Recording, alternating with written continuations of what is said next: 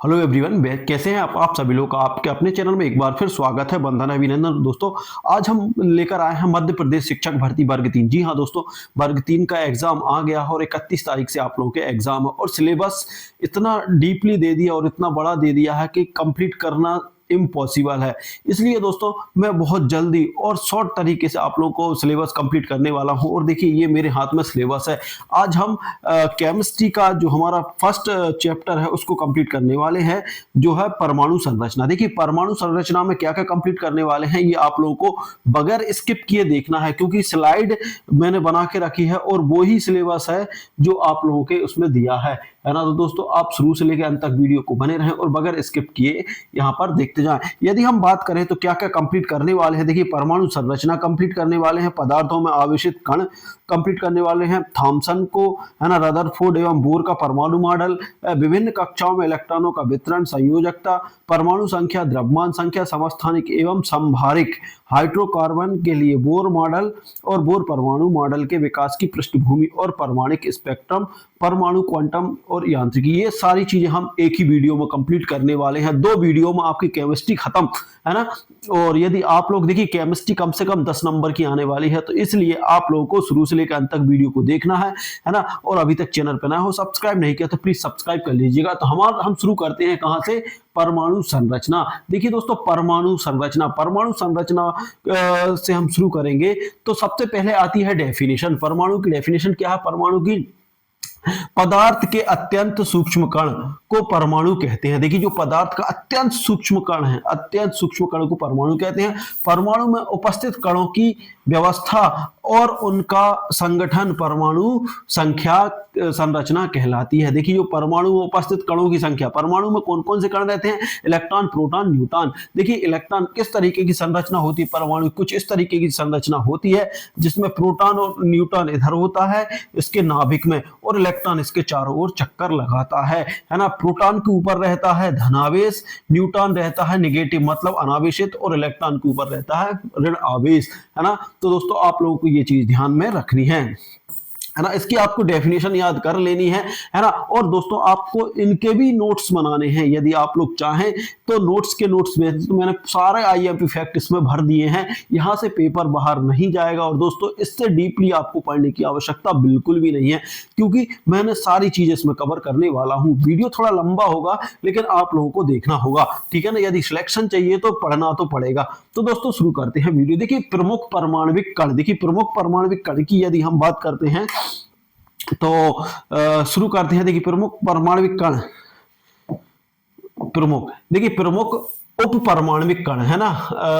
तो देखिए, ये कण है, आविष्कार है, आवेश है और द्रव्यमान, ये सारी चीजें क्लियर करना है। देखिए, इलेक्ट्रॉन क्या है? इलेक्ट्रॉन की खोज किसने की थी, आविष्कार किसने किया था? जे थॉमसन ने। कब किया था? 1897। आप लोगों को याद रखना है, जे थॉमसन 1897। और आवेश कौन सा होता है? माइनस का 1 का आवेश, है ना। द्रव्यमान क्या माना जाता है? इसका नग्न माना जाता, मतलब कुछ भी नहीं माना जाता। यदि हम बात करें, यदि इसके द्रव्यमान की बात करें तो 1/1836 AMU, है ना, इसका परमाणु द्रव्यमान है। आप लोगों को याद रखना है। और क्वेश्चन ऐसा भी आ सकता है कि कौन सा कण सबसे हल्का होता है? Electron, proton, neutron. तो क्या रहेगा दोस्तों? इलेक्ट्रॉन रहेगा। आप लोगों को ध्यान रखना है ना। दूसरा है प्रोटॉन। देखिए, प्रोटॉन के आविष्कार कौन है? गोल्डस्टीन है ना, गोल्डस्टीन है। और इस पर कौन सा आवेश रहता है? प्लस का आवेश रहता है। और इसका क्या होता है? 1 AMU। इसका द्रव्यमान कितना होता है? 1 MU होता है ना। वही हम बात करें न्यूट्रॉन का आविष्कार किसने किया था? जेम्स चैडविक ने, या चैडविक आप लोग याद रख सकते हैं, ठीक है ना। और कब किया था? 1932 में। और इस पर आवेश क्या होता है? जीरो आवेश रहता है, मतलब ये अनावेशित रहता है, इसमें कोई आवेश नहीं रहता, तो जीरो है। और उसका द्रव्यमान भी क्या होता है? 1 AMU होता है, ठीक है ना, 1 AMU होता है। तो आप लोग देखिए, यहां से बन जाएगा कि सबसे नग्न जिसका द्रव्यमान होता है, सबसे कम द्रव्यमान किसका है? इलेक्ट्रॉन का है ना। प्रोटॉन और न्यूट्रॉन का द्रव्यमान बराबर होता है, क्योंकि यह कहां रहते हैं? नाभिक में रहते हैं। उसके बाद बात कर रहे हैं हम परमाणु मॉडल। देखिए, परमाणु मॉडल क्या परमाणु मॉडल में हम सबसे पहले बात करेंगे थॉमसन का परमाणु मॉडल। देखिए थॉमसन ने परमाणु मॉडल के बारे में क्या कहा, परमाणु एक धनावेशित गोला है। देखिए क्वेश्चन आ सकता है कि किस किस वैज्ञानिक ने कहा या किस आविष्कारक ने यह कहा कि परमाणु एक धनावेशित गोला है। तो किसने कहा, थॉमसन। थॉमसन को याद रखना है। थॉमसन ने क्या कहा कि परमाणु कैसा है, एक धनावेशित गोला है जिसमें ऋणावेशित इलेक्ट्रॉन बिखरे होते हैं, जिसमें ऋणावेशित इलेक्ट्रॉन का क्या होते हैं, बिखरे होते हैं। तो आप लोगों को थॉमसन से याद रखना है। देखिए थॉम क्या होता है, थॉम मतलब पकड़ के रखना, है ना। तो धनावेशित को कौन कहां बिखर गए, ये बिखरे हैं। देखिए जब धनावेशित बिखरे हैं तो इन्हें थामना पड़ेगा, है ना। जहां आवेशित बिखरे होंगे वहां थामना पड़ेगा। तो थाम के आप लोग याद रख सकते हैं कि किसने कहा, ये किसने कहा था, थॉमसन ने कहा कि इलेक्ट्रॉन कैसे होते हैं, बिखरे होते हैं। जब कोई बिखर जाती है तो उसे थामना पड़ता है, रोकना पड़ता है। तो ऐसे आप लोग इसकी परिभाषा याद कर सकते हैं। उसके बाद बात करेंगे हम, देखिए उसके बाद यदि हम बात करें असफल क्यों, देखिए असफल क्योंकि यह परमाणु की स्थिरता नहीं समझ सका, है ना। ये क्या होता, ये जो मॉडल था वो कैसा रहा, असफल रहा, क्योंकि परमाणु की ये स्थिरता नहीं समझ सका, इसलिए ये थॉमसन का परमाणु मॉडल कैसा रहा, असफल रहा। ठीक है। इसके बाद बात करते हैं हम रदरफोर्ड। देखिए रदरफोर्ड की बात करते हैं। तो रदरफोर्ड ने क्या कहा, देखिए रदरफोर्ड ने कहा, रदरफोर्ड का परमाणु मॉडल, नाभिक की खोज, है ना। रदरफोर्ड ने नाभिक की खोज की। और क्वेश्चन आ सकता है नाभिक की खोज किसने की, रदरफोर्ड, है ना। रदरफोर्ड की किसी रदरफोर्ड मॉडल जो दिया है उसमें नाभिक की खोज किसने की, रदरफोर्ड ने। अधिकांश द्रव्यमान और धनावेशित नाभिक में, ठीक है। अधिकांश द्रव्यमान कहां होता है, धनावेशित आवेश में। किसने कहा, रदरफोर्ड ने कहा। इलेक्ट्रॉन नाभिक के चारों ओर घूमता है। देखिए ये भी कहा किसने, रदरफोर्ड ने कहा कि इलेक्ट्रॉन नाभिक के चारों ओर, जो नाभिक रहता है, नाभिक मतलब बीच में, नाभि से मतलब याद, नाभि जो हमारी रहती है वो बीचों बीच रहती है ना। तो ऐसे ही नाभि से नाभिक इलेक्ट्रॉन नाभिक के कहां घूमता रहता है, चारों ओर घूमता रहता है। असफल, ये भी असफल रहा क्योंकि यह इलेक्ट्रॉन के स्थायित्व को नहीं समझ सका। देखिए यह भी स्थायित्व को नहीं समझ सका, इसलिए रदरफोर्ड का परमाणु मॉडल भी कैसा रहा, असफल रहा, फेल रहा। ठीक है ना। अब उसके बाद आते हैं हम बोर पर। देखिए बोर ने क्या कहा परमाणु मॉडल के बारे में, बोर का परमाणु मॉडल, देखिए इलेक्ट्रॉन निश्चित ऊर्जा स्तरों में घूमते हैं। देखिए बोर ने क्या कहा कि इलेक्ट्रॉन निश्चित ऊर्जा के स्तरों में घूमते हैं। ठीक है ना। तो आप लोग देखिए बोर को याद रख सकते हैं। बोर मतलब रहता है ट्यूबवेल कैसे होता है, जब उसका जो वर्मा रहता है, वर्मा बोल सकते हैं, या फिर जिससे छेद होता है वो क्या होता है, घूमता है ना। तो घूमने से याद रखें, बोर में घूमता है, तो घूमने से याद रखें यदि आ जाए इलेक्ट्रॉन निश्चित ऊर्जा स्तरों में घूमता है तो वहां क्या हो जाएगा, बोर होगा। जब वर्मा घूमेगा तो क्या होता है, बोर होता है, याद रख लेना। ऊर्जा स्तर को KLMN कहा। देखिए KLMN कहा। ऊर्जा स्तरों को किसने कहा, KLMN, तो बोर ने कहा। ठीक है ना। इलेक्ट्रॉन बिना ऊर्जा बदले कक्षा नहीं बदलते। ये भी कहा कि इलेक्ट्रॉन जो है बिना ऊर्जा बदले कक्षा नहीं बदलते। जब वे ऊंची कक्षा से नीची कक्षा में आते हैं तब ऊर्जा उत्सर्जित होती है। देखिए जब वे ऊंची कक्षा से मतलब बड़ी कक्षा से छोटी कक्षा में आते हैं तो ऊर्जा का क्या होता है, उत्सर्जन होता है। तो एक चीज आप लोग याद रख लें। तो बोर ने कहा इलेक्ट्रॉन एक निश्चित कक्षाओं में घूमते हैं। घूमता कब है, वर्मा जब बोर होगा तभी घूमेगा। तो ऐसे हम याद कर सकते हैं बोर का परमाणु मॉडल। और ये KLMN, देखिए कक्षा ऊर्जा का स्तर किसमें होता है, KLMN में होता है। ये किसने कहा, बोर ने कहा।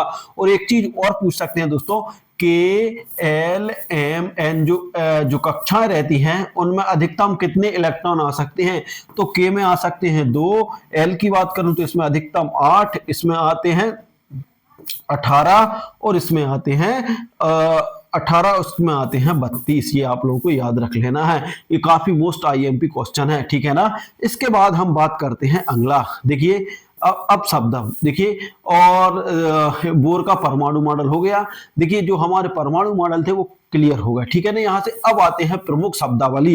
देखिए प्रमुख शब्दावली क्या है, मोस्ट आईएमपी है। देखिए शब्द दिए हैं परमाणु संख्या, परमाणु संख्या जिसे किससे दर्शाते हैं, जेड से। ये भी ध्यान रख लेना कि परमाणु संख्या को किससे दर्शाते हैं, जेड से, है ना। वे पूछ सकता है कि परमाणु संख्या का सांकेतिक संकेत क्या है, तो परमाणु संख्या को जेड से दर्शाते हैं।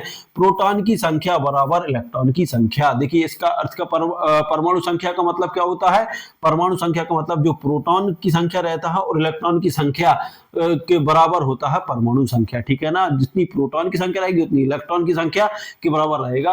और परमाणु द्रव्यमान संख्या, द्रव्यमान संख्या क्या रहती है, प्रोटॉन और न्यूट्रॉन की संख्या। प्रोटॉन और न्यूट्रॉन की संख्या क्या होती है, द्रव्यमान होती है। आइसोटोप, आइसोटोप की बात करें तो समान जेड, समान जेड मतलब परमाणु संख्या, भिन्न ए मतलब उदाहरण H1 H2 H3, ठीक है ना। ये इनको देखे रखा है, ठीक है। आइसोवार, आइसोवार क्या होता है, समान ए भिन्न जेड। देखिए समान ए भिन्न देखिए समान जेड भिन्न ए क्या होता है, आइसोटॉप रहता है, आइसोटॉप रहता है। आइसोवार क्या रहता है, समान ए भिन्न जेड, ठीक है ना। ये आप लोगों को ध्यान रखना है कि देखिए ये दोनों कैसे हैं, समान हैं, है ना। इस तरीके से उदाहरण प्रस्तुत किया है। और न्यूट्रॉन की संख्या कैसे निकालते हैं हम, ए और जेड। यहाँ पर देखिए ए होता है परमाणु द्रव्यमान और जेड होता है परमाणु संख्या। परमाणु द्रव्यमान में से हम जब परमाणु संख्या घटा देते हैं, देखिए परमाणु, परमाणु जो क्या होता है, ए होता है परमाणु परमाणु द्रव्यमान, परमाणु द्रव्यमान में से देखिए परमाणु द्रव्यमान में से जब हम परमाणु संख्या घटाएंगे, जब हम परमाणु संख्या घटाएंगे, कौन सी संख्या, परमाणु, परमाणु संख्या घटाएंगे तो क्या निकलेगा, यहाँ पर निकलेगी हमारी न्यूट्रॉन संख्या। तो पूछ सकता है न्यूट्रॉन संख्या निकालने का फार्मूला क्या है, तो क्या ए माइनस जेड दे सकता है या फिर परमाणु द्रव्यमान माइनस परमाणु संख्या बराबर क्या होता है, न्यूट्रॉनों की संख्या। उसके बाद बात करते हैं हम इलेक्ट्रॉन वितरण। देखिए थोड़ा स्पीड आप लोगों को लग रही होगी तेज है, देखिए तेज इसलिए है क्योंकि वीडियो बड़ा ना हो, वीडियो बड़ा हो जाता है तो आप लोग बोर हो जाते हैं, है ना। तो इसको यदि आप लोग को समझ में ना आए तो आप लोग क्या करेंगे, इसको रिवाइज कर करके देख लेंगे और साथ में नोट्स भी बना ले। इलेक्ट्रॉनों का वितरण, देखिए इलेक्ट्रॉनों का वितरण क्या होता है, बोर बूरी नियम। अब देखिए बोर का जो बूरी, देखिए बोर ने दिया था ना जो KLMN वाला, है ना, बोर बूरी नियम। अब बोर के बूरी नियम क्या है, इलेक्ट्रॉन KLMN स्तरों में भरते हैं। कौन कौन से स्तरों में भरते हैं, KLMN स्तरों में भरते हैं। अधिकतम इलेक्ट्रॉन 2n स्क्वायर कक्षा संख्या। देखिए 2mn स्क्वायर क्या है, हम इससे निकाल सकते हैं कि किस कक्षा में कितने इलेक्ट्रॉन जाएंगे। देखिए जैसे मान लो हम बात करें कि पहली कक्षा में कितने इलेक्ट्रॉन जाएंगे, तो n का मान हमें 1 लेना पड़ेगा। देखिए 2 गुणित n की घात, देखिए n का मान हम 1 ले रहे हैं, उस पर घात 2 लगा दी, क्या हो जाएगा, 2 गुणित 1 गुणित 1 बराबर कितना, 2, है ना। तो पहली कक्षा में कितने इलेक्ट्रॉन जाएंगे, 2 इलेक्ट्रॉन जाएंगे। यदि हम बात करें दूसरी कक्षा में तो हमें n बराबर 2 लेना पड़ेगा। तो 2 गुणित n की जगह हम रखेंगे 2, 2 पे घात कितनी लग जाएगी, 2 बराबर 2 गुणित 2 गुणित 2 बराबर कितना हो गया, 8। दूसरी कक्षा में कितने गए, 8 गए। तीसरी कक्षा की बात करें तो हमें n का मान कितना लेना पड़ेगा, 3। तो 2 गुणित n की जगह रखेंगे 2, 2 पे घात लगाएंगे 3, तो क्या 2 गुणित 2 गुणित 2 गुणित 2, यही होगा ना। 2 दूनी 4 दूनी 8 दूनी 16, है ना। अगली कक्षा में कितने जाएंगे, 16 जाएंगे, ठीक है ना। अगली कक्षा में कितने जाएंगे, 16 जाएंगे। सॉरी मैंने वहां पे गलत बता दिया, तो 16 जाएंगे तीसरे उसमें, है ना। और चौथी कक्षा की बात करें तो 2 पे घात, देखिए n का मान कितना लगे है, 4, और 2 पे घात कितनी हो जाएगी, 4। तो 2 गुणित 2 गुणित 2 गुणित 2 गुणित 2 कितना हो जाएगा, 2 दूनी 4 दूनी 8 दूनी 16 दूनी 32। तो ये 32 इस तरीके से ये कक्षा रहेगी, है ना। वो पूछ सकते हैं कि 5वीं कक्षा में जाएंगे, तो ये आपका फार्मूला है, तो इस फार्मूला को जरूर याद रख लें। ये इलेक्ट्रॉन जो परमाणु संख्या जो कक्षा में संख्या रहती है उनका वितरण होता है। तो देखिए K में कितने जाते हैं, 2, L में जाते हैं 8, M में जाते हैं 18, है ना। सॉरी यहाँ पर गड़बड़ हो गई, यहाँ पे 3 n का मान यहाँ पर 3 आएगा इसलिए, और इसका n का मान 4 आएगा, इसलिए इसमें क्या जाएंगे 18 और इसमें जाएंगे, है ना। तो ये थोड़ी सी मिस्टेक हो गई, है ना। इसको आप लोग थोड़ा क्लियर कर लें, है ना, चाहे तो मैं दोबारा क्लियर कर सकता हूँ, ठीक है। तो इस तरीके से देखिए इसको हम एक बार और क्लियर कर लें, है ना। थोड़ी सी मिस्टेक हो गई कि देखिए यदि मान लो पहली कक्षा की बात करें तो n बराबर हम 1 लेंगे, फार्मूला हमारा 2n स्क्वायर है, तो 2 गुणित n का मान कितना होगा, 1 पे घात 2 बराबर 2 गुणित 1 बराबर, पहली कक्षा में कितने जाएंगे दोस्तों, 2 जाएंगे। दूसरी कक्षा की बात करें तो n का मान रहेगा कितना, 2, है ना। तो 2 गुणित n पे घात 2 रहेगी, तो 2 गुणित 2 गुणित 2, 2 दूनी 4 दूनी 8, दूसरी कक्षा में 8 जाएंगे। तीसरी कक्षा की बात करें तो 2 गुणित n का मान कितना रहेगा, n का मान रहेगा 3, तो क्या हो जाएगा, 2 गुणित n की घात 3 का स्क्वायर हो जाएगा, है ना। तो 2 गुणित 3 गुणित 3, 3 दूनी 6, 6 तिया 18 हो जाएगा, है ना। चौथे की बात करें तो n का मान कितना रहेगा, 4 रहेगा, तो 2 गुणित 4 पे घात 2 बराबर क्या हो जाएगा, 2 गुणित 4 गुणित 4, 4 चौको 16 दूनी 32। इस तरीके से ये आपकी कक्षाओं में हम निकाल सकते हैं कि कौन सी कक्षा में कितने इलेक्ट्रॉन होंगे। तो ये आप लोगों को ध्यान रखना है और इस चीज को क्लियर कर लेना अच्छे से, ठीक है ना। इसके बाद बात करते हैं, देखिए एमपी टेट प्रतियोगी परीक्षाओं के लिए उपयोगी। अब देखिए पूरे का निचोड़ करके मैंने ये भी रखा है कि कौन से एग्जाम आपके, कौन सी चीजें आपके एमपी टेट में आ सकती हैं। तो ध्यान रखें, देखिए परमाणु का सबसे हल्का कण कौन सा होता है, मोस्ट आईएमपी है, परमाणु का सबसे हल्का कण कौन सा होता है, तो परमाणु का सबसे हल्का कण होता है इलेक्ट्रॉन, है ना। नाभिक में क्या होता है, देखिए नाभिक की बात करें तो नाभिक में क्या होता है, नाभिक में प्रोटॉन होता है और न्यूट्रॉन होता है। देखिए मैंने बताया था परमाणु कुछ इस तरीके से होता है, परमाणु इस तरीके से होता है और उसमें देखिए ये उसका नाभिक होता है, तो नाभिक में प्रोटॉन और न्यूट्रॉन होते हैं, जबकि इलेक्ट्रॉन उसकी विभिन्न कक्षाओं में चक्कर लगाते हैं। देखिए प्रोटॉन के ऊपर होता है धनावेश और न्यूट्रॉन के ऊपर होता है ऋणावेश, है ना। और इलेक्ट्रॉन के ऊपर प्रोटॉन इसके न्यूट्रॉन के ऊपर कोई आवेशित नहीं होता है, अनावेशित होता है, और इलेक्ट्रॉन के ऊपर रहता है ऋणावेश। तो इस तरीके से आप लोग ध्यान रख सकते हैं, ठीक है। न्यूट्रॉन की खोज किसने की, तो न्यूट्रॉन की खोज किसने की, चैडविक ने की, ठीक है ना। H का परमाणु क्रमांक कितना है, H का परमाणु क्रमांक 1 होता है, ध्यान रखने वाली बात है, ठीक है ना।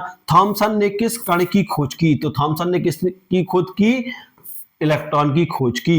एक इलेक्ट्रॉन का द्रव्यमान कितना होता है, तो -1 होता है ना, सॉरी आवेश क्या होता है, -1 होता है। देखिए के सेल में अधिकतम कितने इलेक्ट्रॉन आ सकते हैं, तो देखिए सेल बताए थे ना आप लोगों को, या कक्षा बताए थे, KLMN, ये इस तरीके से। के में कितने आएंगे, 2, और उसके बात करें अगले की बात करें तो एल में कितने आते हैं, 8, है ना।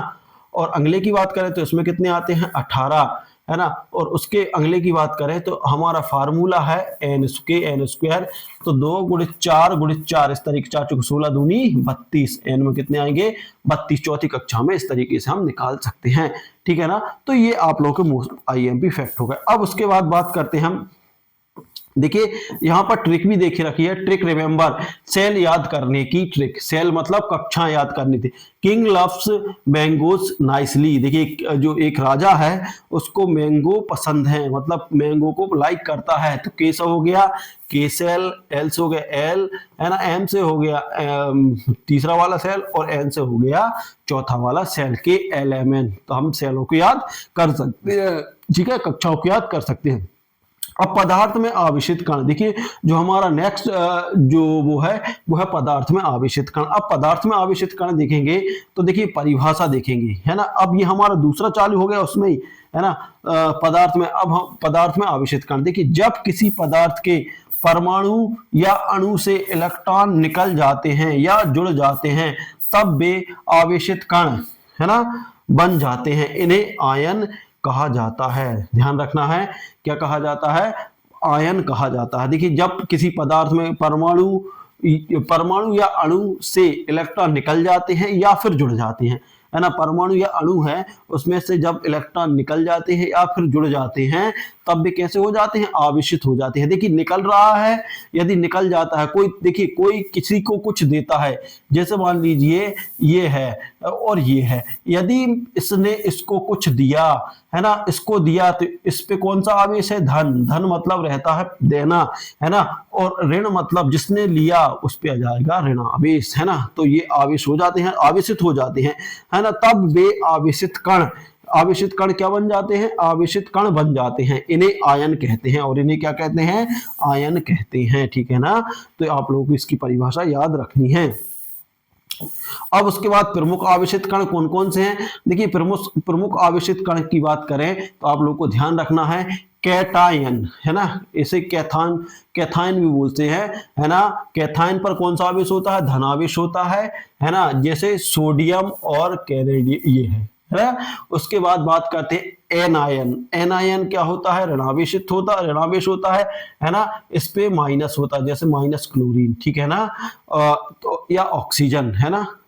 कैसे बनते हैं यह कण? अब बात करते हैं कैसे बनते हैं, जो कैटायन और एनायन कैसे बनते हैं। प्रक्रिया, इलेक्ट्रॉन खोने पर धनायन बनता है। देखिए जब कोई इलेक्ट्रॉन खोता है, मतलब खोने का मतलब है जब किसी को देता है तो उस पर कौन सा आवेश बन जाता है? धन आवेश। मतलब देखिए जब हम पैसे की बात करें, जब हम किसी को कुछ पैसा देते हैं तो हम क्या हो जाते हैं? प्लस में, क्योंकि हमने पैसा दिया है ना। और जो ग्रहण करता है वो ऋण होता है, ऋणी होता है ना, तो उस पर ऋणावेश आ जाता है। ऐसा ही यहाँ पर है, जब कोई किसी को इलेक्ट्रॉन देता है तो जो देता है उसके पास धनावेश हो जाता है, और जो ग्रहण करता है, जो ग्राही रहता है, उस पर ऋणावेश हो जाता है। देखिए इलेक्ट्रॉन पाने वाला ऋणायन बनाता है, देखिए इलेक्ट्रॉन देने वाला धनायन बनाता है, जबकि लेने वाला ऋणायन बनाता है।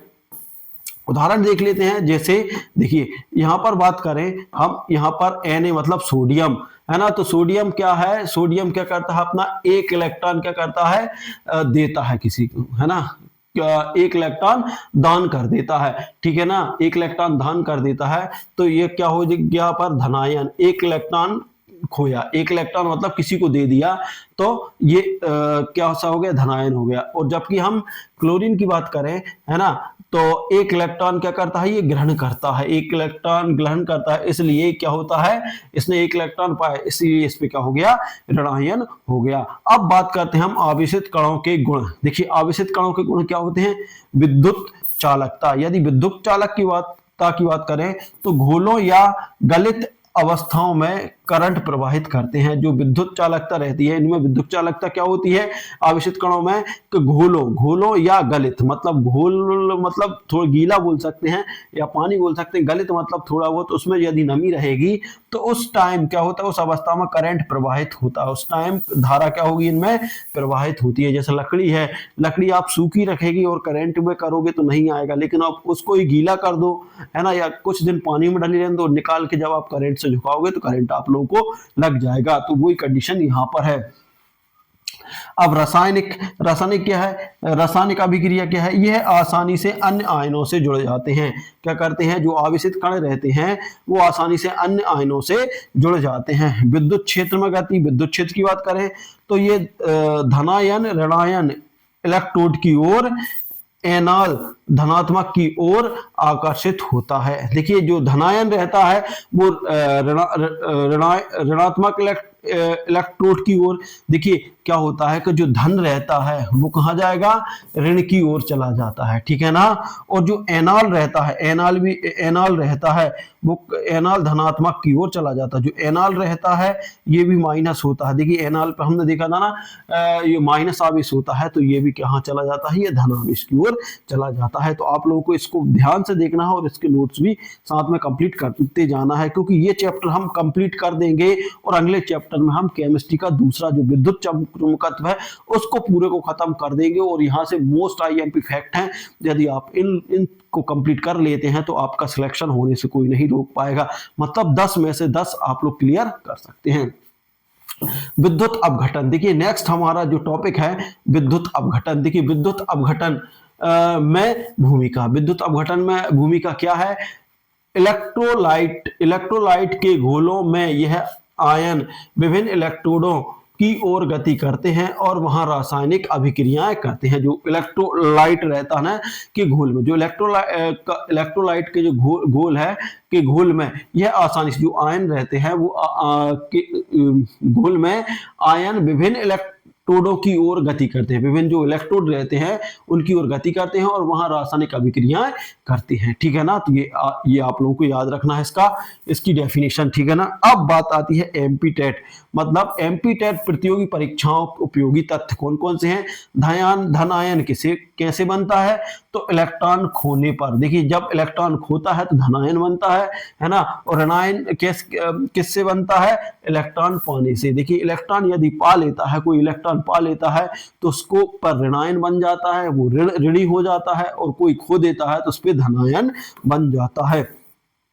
उसके बाद बात करते हैं हम प्रश्न और उत्तर। ठीक है ना, ये प्रश्न दिए हैं, ये उत्तर दिए हैं, मतलब उसके ही हैं कि सोडियम में कुल इलेक्ट्रॉन कितने हैं। यदि हम सोडियम की बात करें तो सोडियम में कुल इलेक्ट्रॉन कितने हैं, 10 हैं। सोडियम में इलेक्ट्रॉन कितने हैं, 10 हैं। देखिए 10 हैं। अब प्लस कैसे आता है, देखिए इसकी परमाणु संख्या कितनी, इलेक्ट्रॉनिक जो इसकी हम बात करें तो इसका क्या है, परमाणु संख्या है यहाँ पर 10 की बात करें तो 10 में से देखिए किस तरीके से इलेक्ट्रॉन विन्यास कैसे होता है। देखिए पहली कक्षा में 2 जाते हैं और दूसरी में क्या आते हैं, दूसरी में आते हैं 2 पे घात n, मतलब 2 गुणित 2 गुणित 2, 2 दूनी 4 दूनी 8 आते हैं, तो दूसरे में 8। तो इस तरीके से ये, ठीक है ना। अब उसके बाद क्लोरीन माइनस, सॉरी यहाँ पर सोडियम की बात नहीं, यहाँ प्लस की बात करी है ना, प्लस की, क्योंकि इसका एक ये ग्रहण कर ले, एक ये त्याग देता है ना। इसका कितना परमाणु क्रमांक रहता है, 11, ठीक है ना, ये ध्यान रखना। और क्लोरीन में बात करें तो कुल कितने इलेक्ट्रॉन में कुल कितने इलेक्ट्रॉन है, तो इसमें कितने हैं, 18 है। क्लोरीन का परमाणु क्रमांक है 17 है। तो ये किस तरीके से बढ़ता, 2 8 हो गए 10, है ना। फिर उसके बाद अगले उसमें या तो 8 आ सकते हैं, अगली कक्षा में या तो 8 आ सकते हैं, है ना। तो 8 आने के लिए क्या करना पड़ेगा, 1 इलेक्ट्रॉन इसको लेना पड़ेगा, क्योंकि इसका तो 17 है ना। जब एक किसी से लेगा तो इस पर कौन सा आवेश आ जाएगा, माइनस आवेश, है ना। तो इस तरीके से आप लोगों को इसलिए इसको बताया गया, हमें कंफ्यूज नहीं होना। देखिए इसका परमाणु क्रमांक 17 है, लेकिन एक माइनस आवेश लेके रखा है इसने, 1 इलेक्ट्रॉन लेके रखा है, इसलिए इसका क्या हो गया, 18 हो गया। सोडियम का कितना है, 11 है, लेकिन दोस्तों क्या हुआ, यहां से इसने अपना 1 इलेक्ट्रॉन दान कर दिया, इसलिए इसके ऊपर कितना है, 10 है, मतलब 1 दे दिया, ठीक है ना। तो आप लोगों को ध्यान रखना है। अब उसके बाद टिक टू रिमेंबर, याद करने की, देखिए कैथाइन बराबर कटे इलेक्ट्रॉन, है ना, धन आवेश, ठीक है ना। जो कैटाइन रहता है या कैथाइन रहता है, कटे इलेक्ट्रॉन और धन आवेश, ठीक है ना। एनाइन मतलब ऐड इलेक्ट्रॉन मतलब ऋण आवेश, मतलब जब ऐड करते हैं, किसी को ऐड करते हैं अपने में तो ऋण आ जाता है, जब कटे जाते हैं या दिए जाते हैं तो उस पर धन आवेश आता है। जे थॉमसन, है ना, जे थॉमसन, ये किस और जे थॉमसन ने इस चीज को कहा है, ठीक है ना। अब उसकी बात करते हैं महत्वपूर्ण योगदान। अब देखिए महत्वपूर्ण योगदान ये काफी महत्वपूर्ण है, किसने कौन सा योगदान दिया। देखिए इलेक्ट्रॉन की खोज कब हुई थी, 1897। सबसे पहले इलेक्ट्रॉन ऋण आवेशित कण की खोज की थी, सबसे पहले ऋण आवेशित कण की खोज की थी किसने, जे थॉमसन ने, है ना। जो थॉमसन था उसने क्या कहा था, इलेक्ट्रॉन की खोज की थी जे थॉमसन ने, ठीक है ना। इलेक्ट्रॉन की खोज 1897, सबसे पहले इलेक्ट्रॉन ऋण आवेशित की खोज की, ठीक है ना। थॉमसन परमाणु मॉडल कब था, 1904 में प्लांक बुडिंग मॉडल या किशमिश बुडिंग मॉडल प्रस्तुत किया था। देखिए जो किसने बात करें, थॉमसन परमाणु मॉडल जो 1904 में क्या था, प्लम पुडिंग मॉडल या किशमिश पुडिंग मॉडल प्रस्तुत किया था। तो ये आप लोगों को याद रखना है। अब देखिए थॉमसन परमाणु मॉडल, देखिए थॉमसन का परमाणु मॉडल, अब यहां से हम देखते हैं थॉमसन का परमाणु मॉडल क्या है। देखिए परमाणु एक धनावेशित गोला है, परमाणु कैसा है, धनावेशित गोला है, जिसमें ऋणावेशित इलेक्ट्रॉन फंसे होते हैं, जैसे किशमिश बुडिंग में किशमिश, जैसे किशमिश बुडिंग में किशमिश, है ना। ये किसने कहा था, थॉमसन ने कहा था। थॉमसन क्या कह रहा था कि परमाणु एक धनावेशित गोला होता है जिसमें ऋणावेशित इलेक्ट्रॉन फंसे होते हैं, जिसमें ऋण आवेशित इलेक्ट्रॉन रहते हैं वो कैसे फंसे होते हैं, जैसे किशमिश, है ना, किशमिश बुडिंग में किशमिश, है ना, जिसमें किशमिश। तो देखिए ये आया है ना, तो आप लोगों को विशेषता, अब इसकी विशेषता क्या है, परमाणु धनावेशित होता है। ये किसने कहा था, थॉमसन ने कहा था कि परमाणु कैसा होता है, परमाणु धनावेशित होता है, इलेक्ट्रॉन उसमें फंसे होते हैं, इलेक्ट्रॉन क्या होते हैं, उसमें फंसे होते हैं। परमाणु का कुल आवेश तटस्थ मतलब 0 होता है ना, परमाणु का कुल आवेश उसने तटस्थ मतलब 0। परमाणु की स्थिरता की कल्पना, है ना, स्थिरता की कल्पना की, है ना, परमाणु की स्थिरता मतलब कि परमाणु एक जगह स्थिर है, ये कल्पना किसने की थी? किसने की थी? थॉमसन का परमाणु थॉमसन ने की थी, ठीक है ना। अब थॉमसन परमाणु मॉडल की सीमा है। अब सीमा देखिए आप लोगों को ध्यान रखना है, इसमें दोष क्या क्या है ये आपको लोगों को ध्यान रखना है। देखिए परमाणु पूछ सकता है कि ये यहां से एक कुछ ले लेगा और पूछ लेगा कि ये किसकी थी, किसकी सीमाएं थी, ठीक है ना। स्थिरता को नहीं समझा सका, देखिए दोष क्या थे इसमें, ये स्थिरता को मतलब जो परमाणु की स्थिरता को नहीं समझा सका, कौन? थॉमसन, है ना। हमने याद किया था ना, थामते हैं कब? जब इलेक्ट्रॉन इधर उधर बिखरते हैं। उसने कहा था ना कि इलेक्ट्रॉन बिखरे हुए होते हैं, तो जब कोई बिखरता है तो उसे थामना पड़ता, तो याद रख लेना। स्थिरता को नहीं समझा सका, कौन? थॉमसन। नाभिक के अस्तित्व का उल्लेख नहीं, है ना, नाभिक के अस्तित्व का भी उल्लेख नहीं किया था इन थॉमसन ने। रदरफोर्ड के प्रयोगों से यह मॉडल अस्वीकार हो गया, और उसके बाद जो रदरफोर्ड ने परमाणु मॉडल दिया था उसके आधार पर ये क्या हो गया? अस्वीकार हो गया। इसलिए इनके परमाणु मॉडल का मतलब ये इसको स्वीकार नहीं किया गया। अब देखते हैं एमपीटेट के हिसाब से। अब एमपीटेट के हिसाब से क्या क्या है, देखिए एमपीटेट परीक्षा के लिए उपयोगी तथ्य देखते हैं। इलेक्ट्रॉन की खोज किसने की? तो याद रख लेना, इलेक्ट्रॉन की खोज किसने की? जे थॉमसन ने। इलेक्ट्रॉन का आवेश क्या है? माइनस आवेश, है ना। थॉमसन मॉडल का दूसरा नाम, है ना, थॉमसन मॉडल का दूसरा नाम क्या है? Plum pudding model. Plum pudding model क्यों? क्योंकि उन्होंने कहा था किशमिश की तरह फंसे होते हैं, इलेक्ट्रॉन किशमिश की तरह फंसे होते हैं, है ना। तो प्लम पुडिंग मॉडल किसका था? थॉमसन का था, है ना। थॉमसन का मॉडल कब आया? थॉमसन का मॉडल आया था 1904 में। ध्यान रख लेना है, थॉमसन का परमाणु मॉडल कब आया था? 1904 में। थॉमसन ने किस प्रयोग से इलेक्ट्रॉन खोजा? Cathode ray tube. देखिए ये चीज याद रखने वाली है, कैथोड रे ट्यूब के द्वारा थॉमसन ने इलेक्ट्रॉन की खोज की, कैथोड रे ट्यूब द्वारा। देखिए electron, proton, man, neutron, man है, इनसे ही क्वेश्चन बनेंगे, तो याद रख लेना कि थॉमसन ने इलेक्ट्रॉन खोजा। कैसे खोजा? कैथोड रे ट्यूब प्रयोग से, कैथोड रे ट्यूब प्रयोग से। अब उसके बाद याद करने की ट्रिक की बात करें तो कैसे याद करेंगे आप लोग? थॉमसन बोले परमाणु में किशमिश, है ना, वो बात वही हो रही ना। धन गोले में बिखरे ऋण मिश्रित मिश्री, धन गोले में बिखरे मिश्रित मिश्री। तो आप लोगों को याद रखना है कि थॉमसन ने क्या कहा था कि परमाणु में किशमिश फंसे हुए होते हैं, ऐसे आप लोग याद रख सकते हैं। अब बात करते हैं हम नेक्स्ट, रदरफोर्ड एवं बोर का परमाणु मॉडल। देखिए हमने थॉमसन की बात कर ली है, अब रदरफोर्ड की बात करते हैं। तो देखिए आप लोग यहाँ से आई होप कि आप लोग नोट्स बना रहे होंगे, है ना। तो नोट्स से यदि आप इनके साथ ही तैयारी करते चलें, है ना, जो मेन फैक्ट लग रहे हैं, वैसे तो सारा मेन फैक्ट ही बनाया मैंने, पूरा का पूरा मेन फैक्ट में, बाकी विस्तार करता तो ये अपनी 5 से 6 दिन क्लास चलने वाली थी, जो मैं आप लोगों को 1 से 1.5 घंटे में कंप्लीट कराने वाला हूँ, ठीक है। रदरफोर्ड का परमाणु मॉडल। अब रदरफोर्ड का परमाणु मॉडल, है ना, प्रयोग। अब प्रयोग क्या किया था रदरफोर्ड ने? देखिए मोस्ट आईएमपी है, क्योंकि रदरफोर्ड का ही परमाणु मॉडल स्वीकार किया गया है, तो आप लोगों को ध्यान रखना। स्वर्ण पत्र पर अल्फा कण बमबारी का प्रयोग। देखिए जो स्वर्ण पत्र था या स्वर्ण पत्र था, एक पतली सी स्वर्ण की पन्नी थी इस तरीके की, और उस पर फिर क्या किया था? अल्फा कण, जो अल्फा कण थे उनकी बमबारी की, मतलब बहुत सारी किरणों को उस पर मारा। किस पर?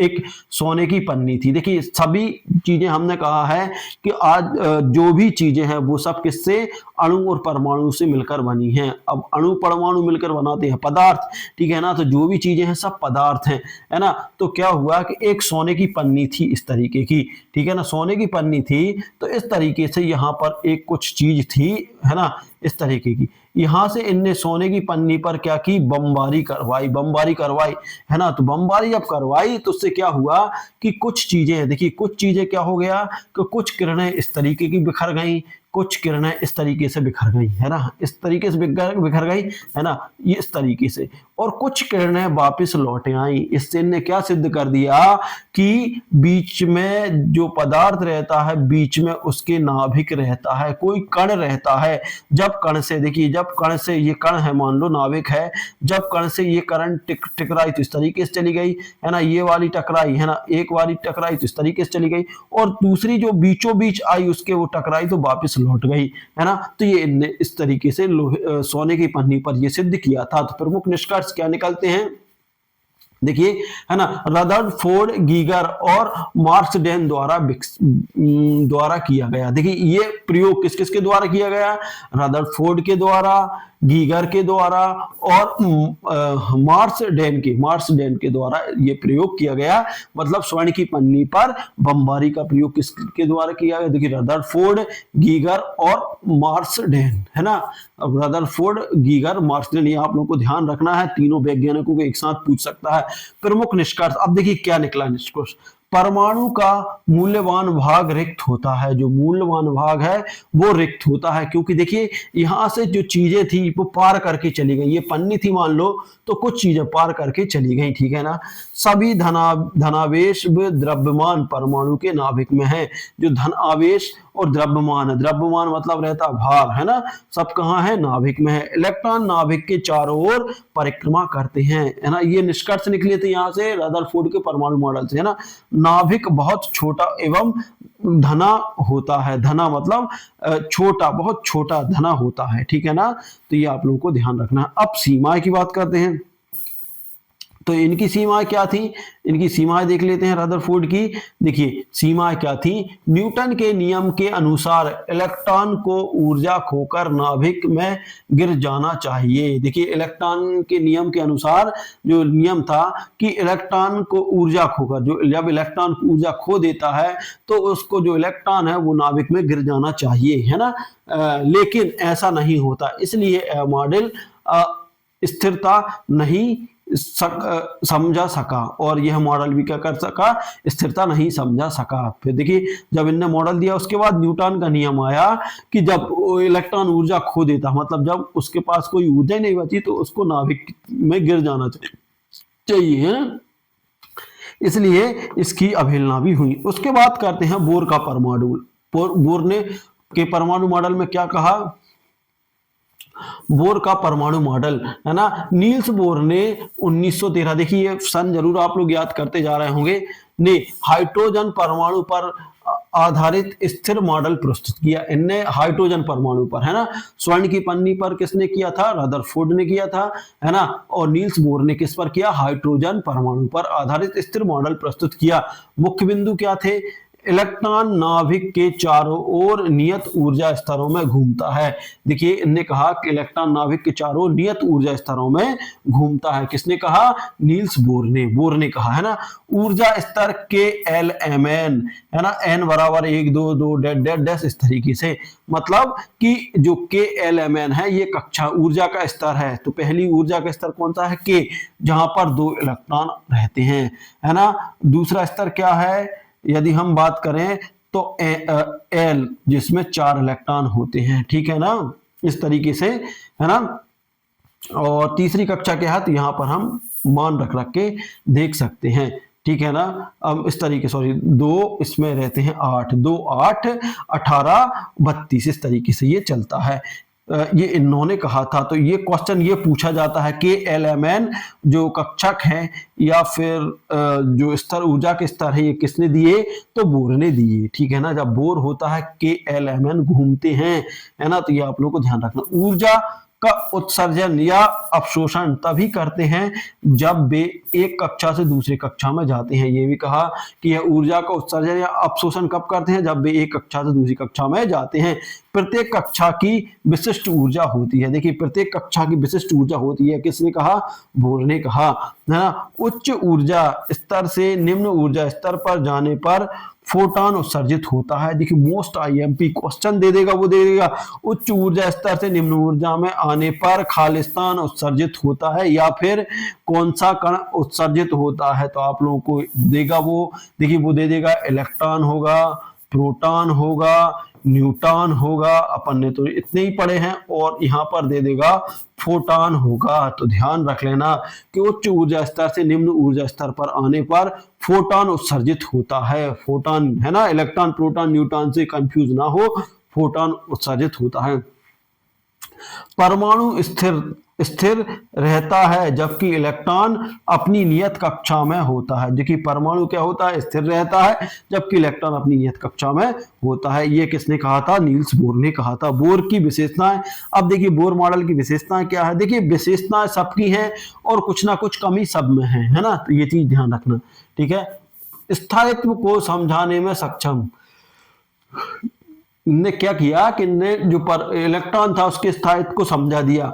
हाइड्रोजन जैसे सरल परमाणुओं के लिए उपयुक्त, जो हाइड्रोजन से सरल, क्योंकि हाइड्रोजन का परमाणु क्रमांक 1 होता है, इसके लिए ये सरल है। ऊर्जा अपशोषण उत्सर्जन की व्याख्या करता है, ये ऊर्जा अपशोषण और उत्सर्जन दोनों की व्याख्या करता है। अब सीमाएं की बात करते हैं। जटिल या मल्टी इलेक्ट्रॉन परमाणुओं के लिए असफल। देखिए यह जटिल या मल्टी इलेक्ट्रॉन, जब इलेक्ट्रॉन और अधिक होते हैं, एक से अधिक होते हैं या उससे अधिक हो जाते हैं, तो उसलिए यह असफल हो जाता है। इलेक्ट्रॉन की तरंगी प्रकृति को नहीं समझा सका, है ना। बाद में क्वांटम यांत्रिकी ने इसे परिकृष्ट कर दिया। जब क्वांटम यांत्रिकी आई तो इसको भी नकार दिया, ठीक है ना। तो ये चीज भी आप लोग ध्यान रखें। अब उसके बाद आया रदरफोर्ड बनाम बोर की तुलना सारणी। देखिए अब रदरफोर्ड और बोर में क्या क्या समानताएं थी ये हम देखेंगे। देखिए विशेषता की बात करें रदरफोर्ड और बोर मॉडल में, आवेश कण नाभिक में। देखिए रदरफोर्ड ने भी कहा था कि आवेशित कण कौन सा आवेशित कण होता है, तो नाभिक होता है, और बोर ने भी कहा कि आवेश कहाँ रहता है, नाभिक में रहता है। इलेक्ट्रॉन की गति, है ना, इलेक्ट्रॉन की गति कहा नाभिक के चारों ओर निश्चित ऊर्जा स्तरों में। अब इनने कहा था कि देखिए रदरफोर्ड ने कहा था कि नाभिक के चारों ओर इलेक्ट्रॉन चक्कर लगाता है ना, जबकि बोर ने क्या कहा था, निश्चित ऊर्जा स्तरों में यह चक्कर लगाता है। स्थायित्व की बात करें तो नहीं समझा सका। स्थायित्व कौन, देखिए स्थायित्व नहीं समझा सका, इनने स्थायित्व समझा दिया। क्या समझा दिया कि इलेक्ट्रॉन निश्चित कक्षाओं में चक्कर लगाता है ना। बोर ने समझा दिया, रदरफोर्ड नहीं समझा। ऊर्जा का स्तर वर्णित नहीं है, जबकि इनने ऊर्जा को स्पष्ट वर्णक दिया है कि ऊर्जा KLM, है ना, कक्षाओं में इनका ऊर्जा का स्तर होता है। जैसे K में कितनी ऊर्जा रहती, 2 इलेक्ट्रॉन रहेंगे, इसमें कितने रहेंगे, इसकी हम बात करें तो इसमें रहेंगे कितने, 8, इसकी बात करें तो 18, और अगले की बात करें तो 32, इस तरीके से, है ना। ऊर्जा उत्सर्जन अनिश्चित, इसमें निश्चित। इन्होंने कहा कि ऊर्जा का उत्सर्जन निश्चित ही होता है। सटीकता आंशिक, मतलब थोड़ी बहुत। सरल परमाणुओं के लिए उपयुक्त, यदि सटीकता की बात करें तो सरल परमाणुओं के लिए उपयुक्त, मतलब नील्स बोर का परमाणु मॉडल सक्सेस रहा, ठीक है ना, ये हम मान सकते हैं। अब देखिए ट्रिक को रिमेंबर, अब रिमेंबर कैसे कर, रदरफोर्ड ने बताया केंद्र में नाभिक। देखिए रदरफोर्ड ने ही बताया था कि केंद्र में नाभिक होता है। बोर ने जोड़ा कक्षाओं में घूमा इलेक्ट्रॉन, ठीक है ना, और बोर ने क्या कहा था कि कक्षाओं में इलेक्ट्रॉन घूमता है। इस तरीके से आप लोग याद कर सकते हैं। क्या होता है इलेक्ट्रॉन का विवरण। अब देखिए क्या होता है इलेक्ट्रॉन का, ये हमें किसी परमाणु के इलेक्ट्रॉनों का नाभिक के चारों ओर विभिन्न कक्षा या स्तरों, या इसको सेल बोलते हैं, है ना, कक्षाओं को, है ना, या ऑर्बिट में वितरण को इलेक्ट्रॉन विन्यास, है ना, या इलेक्ट्रॉन वितरण कहते हैं, ठीक है ना। क्या होता है इलेक्ट्रॉन विन्यास या इलेक्ट्रॉन वितरण, क्या होता है कि किसी परमाणु के इलेक्ट्रॉनों के नाभिक में, देखिए कोई सा भी परमाणु है उसके इलेक्ट्रॉनों का उस नाभिक के चारों, जो नाभिक है इस तरीके के, उसके चारों ओर, है ना, विभिन्न ऊर्जा स्तर। कौन कौन से ऊर्जा स्तर, एक ये इस तरीके से ऊर्जा का स्तर बना रहता है, ठीक है ना। तो ये होता है मान लो KL, M और N, इस तरीके से, ठीक है ना, है ना। वितरण को इलेक्ट्रॉन विन्यास या इलेक्ट्रॉन वितरण कहते हैं, ठीक है ना। ये आप जो, अब उसके बाद आते हैं बोर-बुरी नियम। अब ये क्या है भैया, बोर-बुरी नियम देखते हैं, है ना। बोर-बुरी नियम क्या है, बोर-बुरी नियम किसी कक्षा में अधिकतम इलेक्ट्रॉन 2n, है ना, कक्षा संख्या। देखिए ये बोर-बुरी का नियम है, मतलब बोर का नियम है, क्या है कि किसी कक्षा में अधिकतम इलेक्ट्रॉन क्या हो सकते हैं, 2n² हो सकते हैं।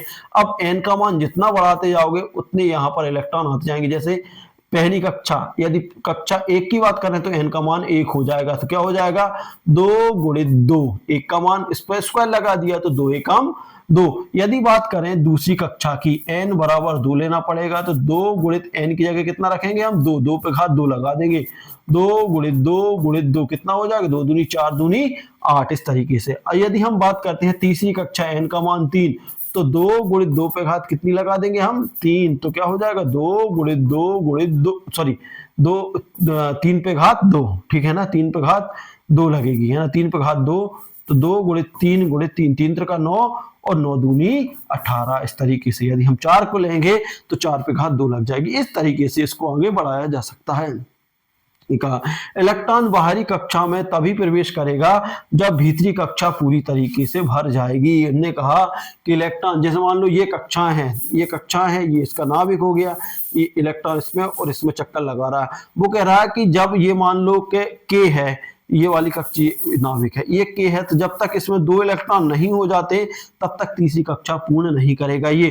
तो 2 इलेक्ट्रॉन पहले इसको पूरे करने पड़ेंगे। जैसे दूसरी कक्षा की बात करें तो दूसरी कक्षा में कितने आते हैं इलेक्ट्रॉन, 8 आते हैं। तो ये वाली कक्षा में जब 8 हो जाएंगे, है ना, जब इस वाली कक्षा में कितने हो जाएंगे, 8 हो जाएंगे, तभी अगली कक्षा भरेगी। ये किसने कहा, इलेक्ट्रॉन बाहरी कक्षा में तभी प्रवेश करेगा जब भीतरी कक्षा पूरी तरीके से भर जाएगी।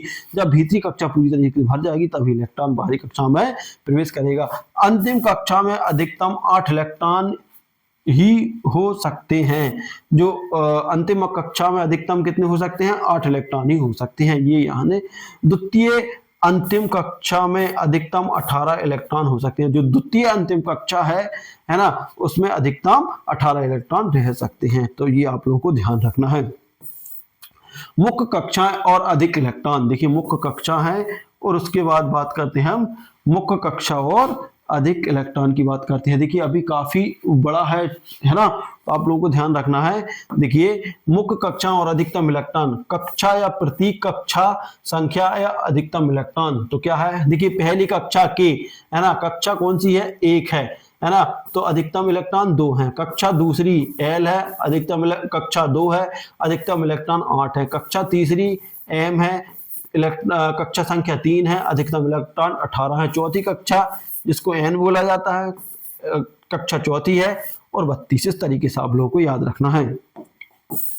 अब देखिए उदाहरण और परमाणु संख्या इलेक्ट्रॉन का वितरण देखिए किस तरीके से होता है। जैसे हाइड्रोजन का परमाणु क्रमांक 1 है तो इसमें 1 ही रहेगा, ठीक है ना।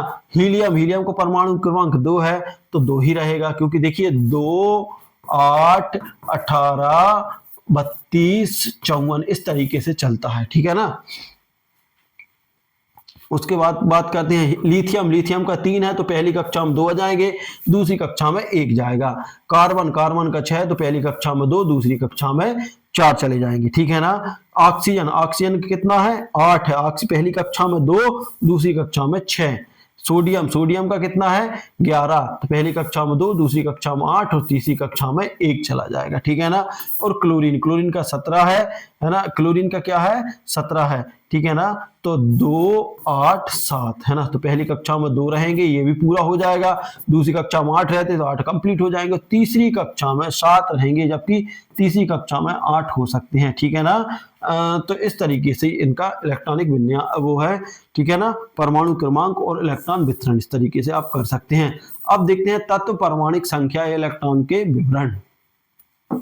देखिए अब क्या है, तत्व परमाणिक संख्या और इलेक्ट्रॉन का विवरण। तो देखिए कैल्शियम का परमाणु क्रमांक कितना है, 20 है ना। तो 20 को कैसे देंगे, पहली कक्षा में 2, दूसरी में 8, फिर 8 और 2, इस तरीके से हम दे सकते हैं, ठीक है ना। ऐसे हम बढ़ा सकते हैं। अब देखिए एमपीटेट के उपयोगी तथ्य कौन कौन से हैं। इलेक्ट्रॉन वितरण का सूत्र क्या है, 2n² है, ठीक है ना। के कक्षा में कितने इलेक्ट्रॉन होते हैं, तो अधिकतम 2 होते हैं। के कक्षा में अधिकतम 2 इलेक्ट्रॉन होते हैं, है ना। सोडियम 11 का वितरण किस तरीके से है, 2, 8, 1 है ना। क्लोरीन 17 का किस तरीके से है, 2, 8, 7, ठीक है ना। सबसे बाहरी कक्षा में कितने इलेक्ट्रॉन हो सकते हैं, अधिकतम। देखिए जो सबसे बाहरी कक्षा रहेगी उसमें अधिकतम 8 इलेक्ट्रॉन हो सकते हैं, इससे अधिक इलेक्ट्रॉन नहीं रहेंगे, ठीक है ना। अब याद करना है यदि इनकी ट्रिक, तो KLMN का इलेक्ट्रॉनिक विन्यास क्रम तो 2, 8, 18, 32 इस तरीके से आप याद कर सकते हैं, या फिर ये फार्मूला दिया है, इस फार्मूले को भी आप लोग याद कर सकते हैं। अब इसके बाद बात करेंगे हम संयोजकता।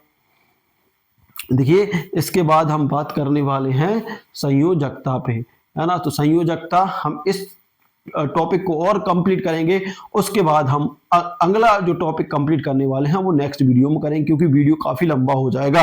देखिए संयोजकता की बात करते हैं तो परिभाषा देखेंगे हम सबसे पहले संयोजकता का।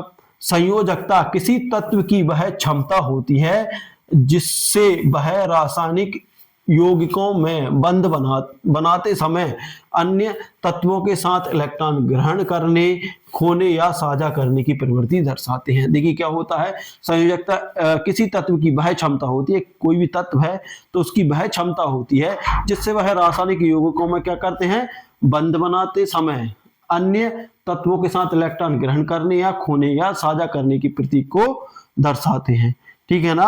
अब इस तरीके से अब उसके बाद करते हैं सरल भाषा में। देखिए सरल भाषा क्या है, किसी तत्व के बाह्य कक्षा में उपस्थित इलेक्ट्रॉनों के आधार पर वह कितने बंध बना सकता है, यही उसकी संयोजकता कहलाती है। देखिए यही उसकी क्या कहलाती है, संयोजकता कहलाती है। कि जो बाहरी कक्षा है, बाहरी कक्षा को पूर्ण करने में, जैसे मान लो ये दो है ना, देखिए यहाँ पर इस तरीके से इलेक्ट्रॉन का वितरण किया गया है और इनकी बाहरी कक्षा ये है।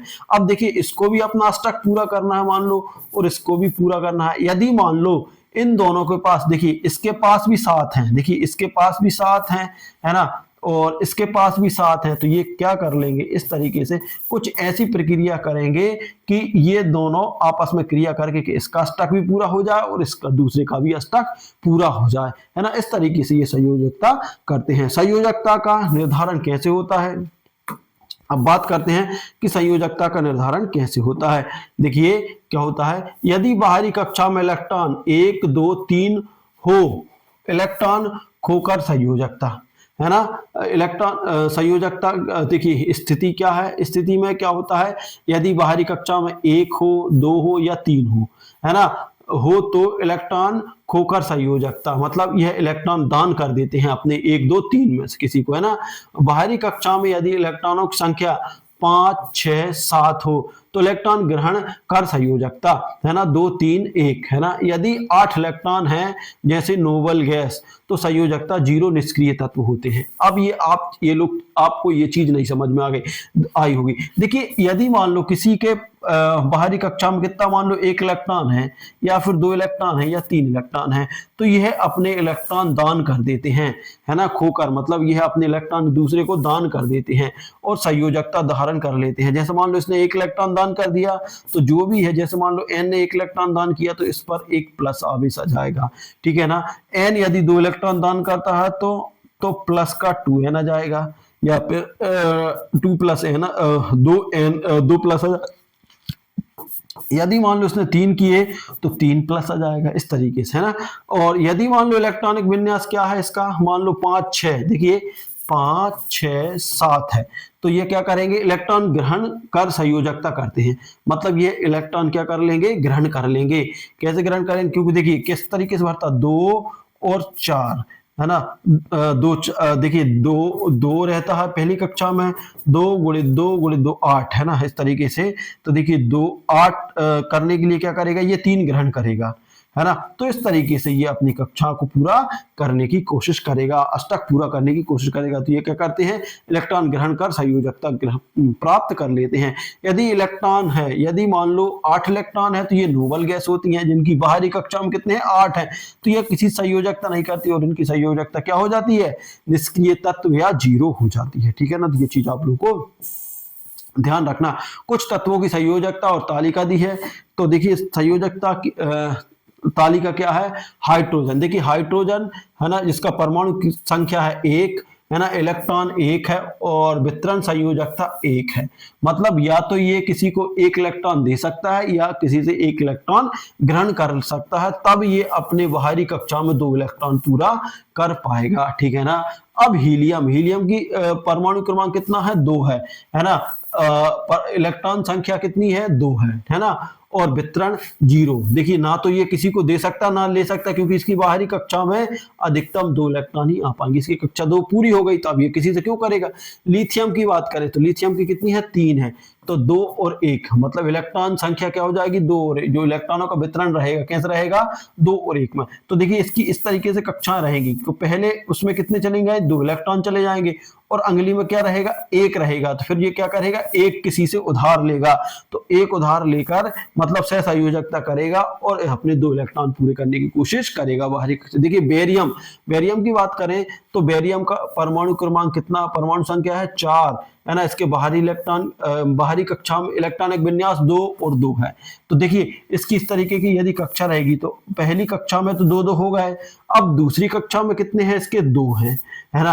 अब इसको दूसरी कक्षा में कितने करना है मान लो, तो क्या करेगा ये देखिए 2 हैं, अब 2 इस पर एक्स्ट्रा है, या तो ये क्या कर सकता है या तो 2 किसी को दान कर दे या फिर यहां से 6 किसी से ले ले। तो देखिए 6 लेगा तब ये अपना अष्टक पूरा कर पाएगा, मतलब 8 कर पाएगा, है ना। तो देखिए 8 ग्रहण करना काफी कठिन है जबकि 2 दान करना सरल है ना। तो इसकी संयोजकता कितनी हो जाएगी 2, ये 2 दान कर सकता है। ऐसे ही बोरान की बात करें तो परमाणु क्रमांक 3 है। अब इसकी यदि बात करें तो विन्यास क्या हो जाएगा 2 और 3 हो जाएगा, तो इसकी संयोजकता कितनी हो जाएगी 3 हो जाएगी। अपने 3 इलेक्ट्रॉनों को क्या कर देगा दान कर देगा। कार्बन की बात करें तो कार्बन का 6 है ना। तो 2 इसकी 2 और 4 इसके परमाणु वो है ना। तो ये क्या कर सकता है या तो 2 को देखिए क्या कर सकता है ये 4 का त्याग कर सकता है और अपना 2 कंप्लीट कर सकता है, ठीक है ना। और नाइट्रोजन, नाइट्रोजन की बात करें तो अब देखिए नाइट्रोजन का 7 है ना। तो इसकी 2 है, 2 और 5 है ना, 2 और 5 है और जबकि 3 बच रहे हैं तो या तो ये किसी को दे सकता है या किसी से ले सकता है, ठीक है ना। इससे 3 किसी से ले सकता है तो इसके 8 हो जाएंगे, ये कंप्लीट कर सकता है। ऐसे ही ऑक्सीजन के 8 हैं तो ये 2 और 6 हो जाएंगे, 2 और किसी से ग्रहण कर लेगा तो इसके 8 पूरे हो जाएंगे बाहरी कक्षा में, ठीक है ना। फ्लोरीन का 9 है तो 2 7 है, इसकी संयोजकता कितनी है 1 है, ठीक है ना, ये 1 ले सकता है। वही नियोन की बात करें तो नियोन का 10 है तो इसकी 2 और 8 है, ये 0 है क्योंकि देखिए इसकी पहली कक्षा में भी 2 इलेक्ट्रॉन हो गए और दूसरी कक्षा में कितने हो गए 8 चाहिए थे, 8 के 8 हो गए। तो ये किसी से कोई क्रिया नहीं करेगा, ना तो किसी को उधार देगा ना किसी से लेगा। इस तरीके से ये संयोजकता कर सकता है। संयोजकता के प्रकार देखिए, संयोजकता के प्रकार क्या क्या है, टाइप ऑफ देखिए टाइप ऑफ वैलेंसी है ना। तो क्या है प्रकार, धनात्मक संयोजकता इलेक्ट्रॉन खोकर बनती है। देखिए जब हम किसी को इलेक्ट्रॉन दे देते हैं तो संयोजकता बनती है। जैसे सोडियम Na क्या करेगा अपने 2 इलेक्ट्रॉन दे देता है। जैसे सोडियम का परमाणु क्रमांक कितना है मान लीजिए 11 है, तो क्या करेगा ये 11 में से देखिए 2 इस तरीके से परमाणु रहती है। देखिए पहली कक्षा में 2 चले जाएंगे, दूसरी कक्षा में 2 1 2 3 4 5 6 7 8 चलेगा, ठीक है ना। अब इसके पास कितना बचेगा देखिए ये 2 होगा ये 8 होगा 10 हो गया ना ये। अब इसके पास 1 इलेक्ट्रॉन बचा तो 1 इलेक्ट्रॉन ये क्या कर देगा दान कर देगा, दान कर इस पे कौन सा आवेश आ जाएगा प्लस आवेश आ जाएगा, ठीक है ना, ध्यान रखना। उसके बाद ऋणात्मक संयोजकता, ऋणात्मक संयोजकता इलेक्ट्रॉन ग्रहण कर बनती है। अब इलेक्ट्रॉन ग्रहण कर बनती है जैसे क्लोरीन का परमाणु क्रमांक कितना है 17 है। अब देखिए जो किस तरीके से वितरण होता है इलेक्ट्रॉनों का 2 गुणित देखिए 2 8 है ना, और उसके बाद क्या होता है 18 है ना, 2 8 8 18 सॉरी 2 8 8 18, या तो देखिए 2 आ सकते हैं 2 8 आ सकते हैं 8 आ सकते हैं 18। तो देखिए इसकी एक कक्षा में कितने 2 हो जाएंगे, दूसरी कक्षा में कितने हो जाएंगे 8 हो जाएंगे, है ना। दूसरी कक्षा में क्या हो जाएंगे 8 हो जाएंगे, है ना। तो ये हो गया 10। अब कितने बचे इसके पास 7 हैं, है ना। अगली कक्षा में 7 है, 1 इलेक्ट्रॉन कम पड़ेगा तो क्या करेगा ये 1 इलेक्ट्रॉन ग्रहण करेगा। जब किसी से हम ग्रहण करते हैं लेते हैं तो हम क्या ले लेते हैं उस पर हम ऋण आवेश हो जाता है, हम ऋणी हो जाते हैं, है ना। जब किसी से कुछ चीज मांगते हैं तो हम ऋणी हो जाते हैं, ऋण ले लेता है, ठीक है ना। तो ये चीज आप लोगों को ध्यान रखना है। उसके बाद नाइट्रोजन की हमने देख ही ली, ठीक है ना। इस तरीके से हम देख सकते हैं, ठीक है। 1 मिनट ये हो गया क्या, हाँ ये रह गया साझा संयोजकता। साझा संयोजकता क्या होती है, इलेक्ट्रॉन का साझा करते हैं, क्या करते हैं इलेक्ट्रॉन का साझा कर लेते हैं। जैसे O की संयोजकता 2 है, ठीक है ना। अब क्या होता है देखिए हाइड्रोजन का परमाणु क्रमांक क्या है, हाइड्रोजन का देखिए हाइड्रोजन की बात करें तो क्या होता है देखिए अब यहाँ पे मैं समझा दे रहा हूँ। देखिए हाइड्रोजन का परमाणु क्रमांक कितना है 1 है ना। और इसके बाद बात करते हैं ऑक्सीजन का कितना है, ऑक्सीजन का 8 है, ठीक है ना। अब यहाँ पर देखते हैं हम, देखिए क्या होगा कि जब हाइड्रोजन और हीलियम की संयोजकता करेंगे हम तो किस तरीके से हो जाएगी। देखिए हाइड्रोजन है, ये हाइड्रोजन की कितना है, एक ही है इसकी कक्षा में, है ना। जबकि ऑक्सीजन की में कितने हैं, देखिए ऑक्सीजन की कुछ इस तरीके की, पहली कक्षा ये कंप्लीट कर लेगा, है ना। दूसरी कक्षा में कितने हैं इसके में, देखिए इसका क्या हो जाएगा, जब 2 है ना और 6 इस तरीके से रहेगा, 1 2 3 4 5 6, है ना।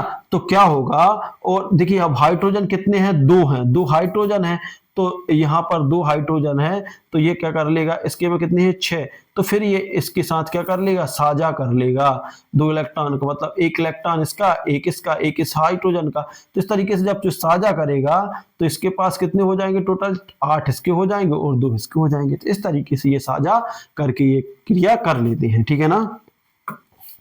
अब देखिए, अब प्रश्न एमपीटेट के हिसाब से, प्रतियोगिता के हिसाब से प्रश्न क्या है, संयोजकता किस पर निर्भर करती है, तो बाहरी कक्षा के इलेक्ट्रॉनों पर। देखिए संयोजकता किस पर निर्भर करती है, जो बाहरी कक्षा में इलेक्ट्रॉन है उन पर निर्भर करती है। ऑक्सीजन की संयोजकता कितनी है, देखिए 2, और देखिए ऑक्सीजन का परमाणु क्रमांक कितना है, ऑक्सीजन का परमाणु क्रमांक है 8, तो 2 और उसके बाद 6। अब इसको कितने चाहिए, इसको 8 करने के लिए 2 चाहिए, तो क्या है इसकी संयोजकता 2 है।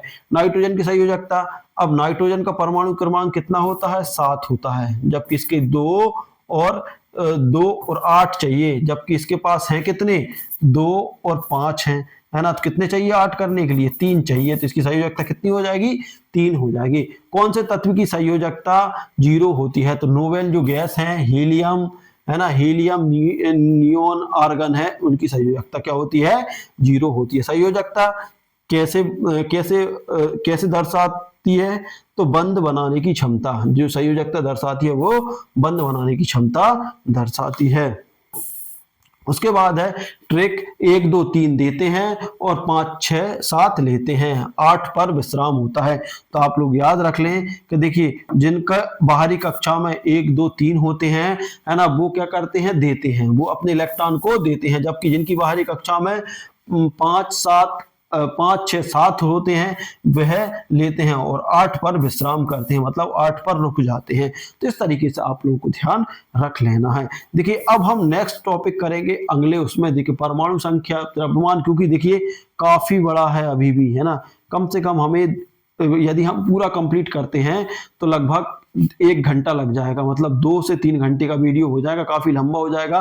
जो अगला वो रहेगा वो अगले उसमें वीडियो में देखेंगे, जिसमें हम पूरा कंप्लीट करने की कोशिश करेंगे। तो इस तरीके से ये हम लोगों ने आज देखा परमाणु संख्या, जो ठीक है ना, परमाणु मॉडल, तो ये हमने कंप्लीट कर लिया है। तो उसका थोड़ा सा पार्ट जो हम नेक्स्ट पार्ट में कंप्लीट करने वाले हैं। तो दोस्तों ये था वीडियो, आप लोग को वीडियो कैसा लगा, अच्छा लगा तो लाइक शेयर कमेंट कर दीजिए। साथ ही अभी तक चैनल पर नया हो और सब्सक्राइब नहीं किया तो प्लीज चैनल को सब्सक्राइब कर लीजिएगा। मिलते हैं अगले वीडियो में, तब तक के लिए जय हिंद जय भारत।